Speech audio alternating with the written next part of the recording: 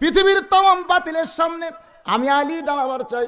সঙ্গে সঙ্গে আপনারা বলেন তো, বাড়িওয়ালা যদি ন্যাংড়া হয় আর চোর যদি আমার মতন জোয়ান তাগড়া হয়, বাড়িওয়ালা কিন্তু ন্যাংড়া, হাত পারও ভরে না, 2 পাও লুলে, আর আমার মতন চোর কেবল দরজাত গেছে, আর বাড়িওয়ালা যদি বলে কে রে, আপনি বলেন আমি কি থাকবো না দৌড় মারবো? কেন দৌড় মারবো? ও তো ন্যাংরা, তারপরে আমি দৌড়ানোর কারণ হলো আমি যেই কাজ করতেছি এইটা হলো অন্যায়, আর বাড়িওয়ালা যেইটা বলছে এইটা হলো ন্যায়। আমরা মুসলমান যে কথা বলবো, হক কথা বলবো, আমরা হলাম ন্যাংরা। আর বাড়িওয়ালা ওই চোর যদি আমেরিকা রাশিয়ার মতন জুয়ান তাগড়াও হয়, তারপরে বাড়িওয়ালার কেরের কাছে চোর পালাতে বাধ্য হবে। জোরে কোন কথা ঠিক কিনা?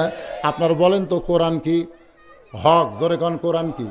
তাহলে হক পথে, কোরআনের পথে থাকার পরে আমাদের ভিতরে একটা বল আছে না নাই? জোরে কোন আছে না নাই? তাহলে এই মুহূর্তে একটা তাকবীর দেওয়া লাগবে, লিল্লাহি তাকবীর। আল কোরআনের আলো, কোরআন হাদিস যেখানে, দুনিয়ার মুসলমান আমরের ভিতরে যখন এইরকম করতেছে, জলে লিবে মানে ভয় পাচ্ছে। জোরে কোন কি পাইছে? কি বলে? খালি দাগটা পার হ। যেই দাগের দিকে তাকাইছে এমন একটা ভয়, আর হযরত আলীর কথার মধ্যে এমন একটা পাওয়ার। জোরে কোন সুবহানাল্লাহ। আপনারা বলেন তো মুসলমানের সাথে কে আছে? তাহলে মুসলমানের কথাটা হলো আল্লাহর। আমার 2 খান হাত বাড়াই দিলেন। আলী দৌড়ে এসে যখন নবীর বুকের ভিতরে, নবী আলীর কপালে চুমা দিল, আলী রে, যদি মক্কার লোকেরা জানতে পারে অত বড় বীরের সামনে তোর মতন ছোট্ট বাচ্চাকে আমি পাঠিয়ে দিছি, তাহলে কাফেরেরা বলবে নবী তার জীবনকে এত ভালোবাসে যে নিজের জীবন বাঁচানোর জন্য ছোট্ট একটা মানুষকে এত বীরের সামনে পাঠিয়ে দিছে। হযরত আলী নবীর বুক থেকে মাথা টান দেয়, বলে রাসূলুল্লাহ, আপনি যেমন আমাকে ভালোবাসেন হুজুর, আমি আমার জীবনের চাইতে আপনাকে বেশি ভালোবাসি। আপনি শুনে নেন, আমার জীবন দেহের মধ্যে থাকতে কোনো কাফের এসে আপনাকে হত্যা করবে এটা আমার সামনে কখনোই সম্ভব না, বরং আমি আপনার ঢাল হব। আমি চলে যাওয়ার পরে কেউ যদি আপনাকে কিছু করে, আমার করার কিছুই থাকবে না। সঙ্গে সঙ্গে নবী বললেন ওসমান। ওসমান বলে লব্বাইক ইয়া রাসূলুল্লাহ। ওসমান রে, তুমি দোয়ার জন্য বলেছিলে, এখন আমি তোমাকে বলবো তোমার বাড়ি থেকে কোনো তরবারি আছে?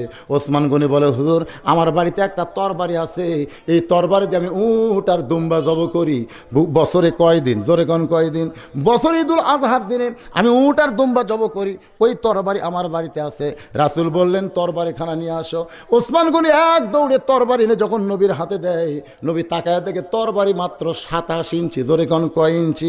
ওই 27 ইঞ্চি তরবারি আল্লাহ নবী আলীর হাতে দিয়ে বলে, আলী রে, 3.5 মণ ওজনের তরবারির সামনে তোমাকে আমি তসবি টুপি দিলাম না, বরং 27 ইঞ্চি একটা তরবারি দিলাম। ইমানের বলে বলিয়ান হইয়া তুমি আমরের সঙ্গে জেহাদে যুদ্ধে লিপ্ত হও। হযরত আলী সঙ্গে সঙ্গে দৌড় দেয়। পিছন দিক থেকে নবী বলে, আলী দৌড়াও কেন?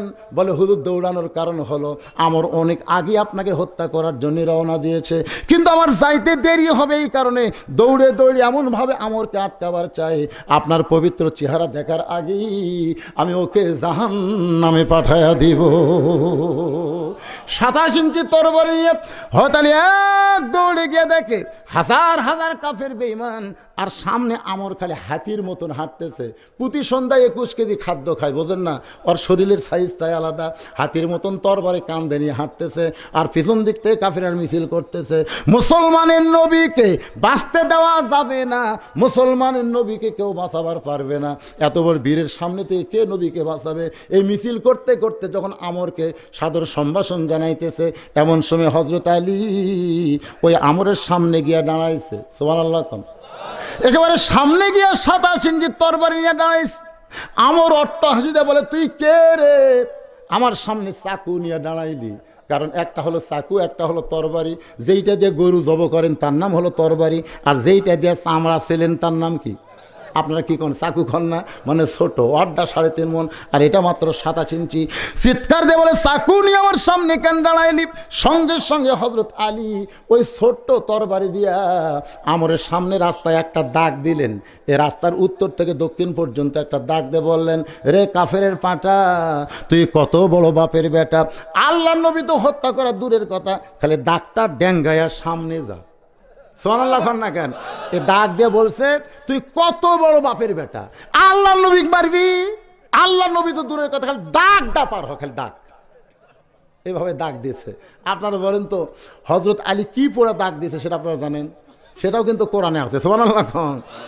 আজকে যদি আপনারা এই দোয়াটা শিখেন, আমি দোয়া শিক্ষা দিব, এই দোয়া শিখে যদি আপনারা দাগ দেন, দরজার সামনে এভাবে দাগ দিবেন, আপনি দরজা যদি নাও লাগান আপনার বাড়িতে কেউ ঢুকতে পারবে না। আল্লাহর কোরআন ধরে কোন সুবহানাল্লাহ। যদি আপনি মনে বলে হঠাৎ তালা দেন নাই, কিন্তু দাগটা দিয়েছেন, আপনার ওই দাগের কাছে যে চোর মনে করবে সে এত না রে, দাগের এই ফার থেকে মনে করবে হয়তো এই সাইডে বসে আছে, দরকার নেই। তার মানে কি বুঝলেন? ওই দাগের মধ্যে এই কোরআনের একটা আয়াত আছে, আপনারা সকলে শিখবেন। হ্যাঁ, এটা শিখলে আপনারা যদি মনে করেন বাড়ির চারে ধার দাগ দেবো, একদিন দাগ দিবেন, 1 মাস আপনার টেনশন করা লাগবে না। আছে কোরআনের মধ্যে সবই আছে, দরকার আছে না নাই?